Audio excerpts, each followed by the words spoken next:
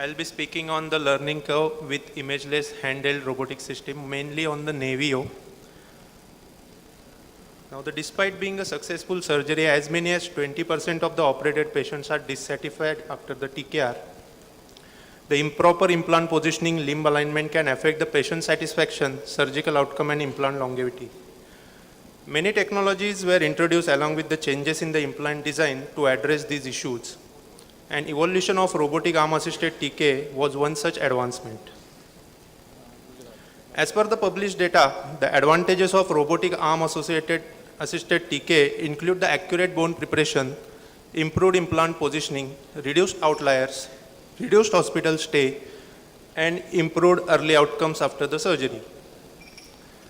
Being an advanced technology, it has a steep learning curve with increased initial operating time, which is likely to be a major barrier in its widespread acceptance amongst the arthroplasty surgeons.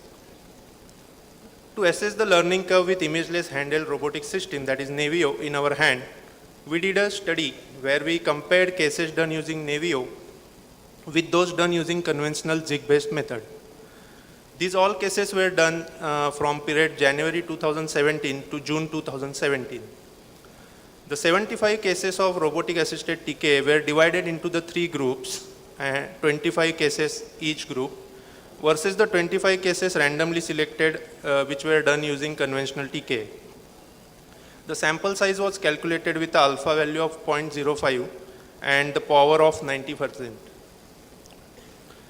We analyzed the time required for different phases of the Navio, that is the registration, planning, and cutting, as well as the total time required from incision to the implantation from robotic assisted TK and total time required for the conventional TK. The mean of individual phase times and total time for Navio cases were compared between the 3 groups, and the mean of the total time of each group was compared with that of the conventional group. Now, this is the table which shows the comparison between mean of the time between group A and group B of robotic assisted TK for various phases.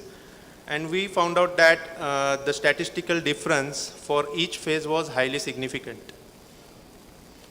This table shows the comparison between group B and group C of robotic assisted TK for various phases, and the statistical difference was not significant for any of the phase or the total time. Same thing was done for group A and C, and again we found out that the statistical difference was highly significant for all the phases of robotic system as well as the total time. Then we compared the mean of the total time of each group of robotic assisted TK with that of the conventional TK, and we found out that the difference between group A and the conventional TK was highly significant statistically, but that between group B and conventional and group C and conventional was not significant. So the result of our study suggests that after first 25 cases, the time required for each phase of the Navio system and eventually the total time reduced significantly. So we can say that in our hands, the inflection point in the learning curve for robotic assisted TK using the Navio system occurred in the first 25 cases. I am happy to announce that recently our paper on the learning curve has been accepted for publication in the Journal of Robotic Surgery.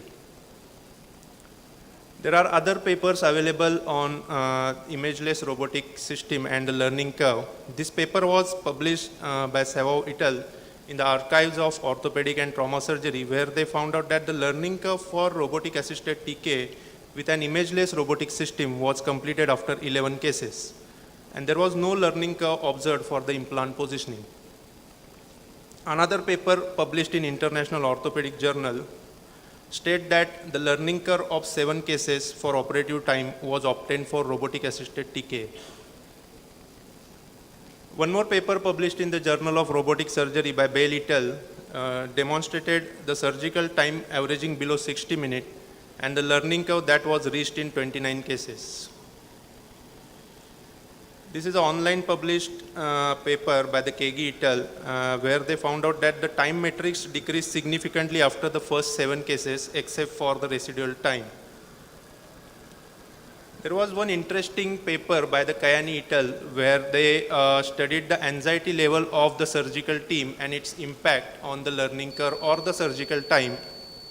They used the STI questionnaire and they did the QSUM analysis of the STI questionnaire, and which revealed an inflection point for preoperative stress levels after 7 cases, which is similar to the operative times in the robotic assisted TK.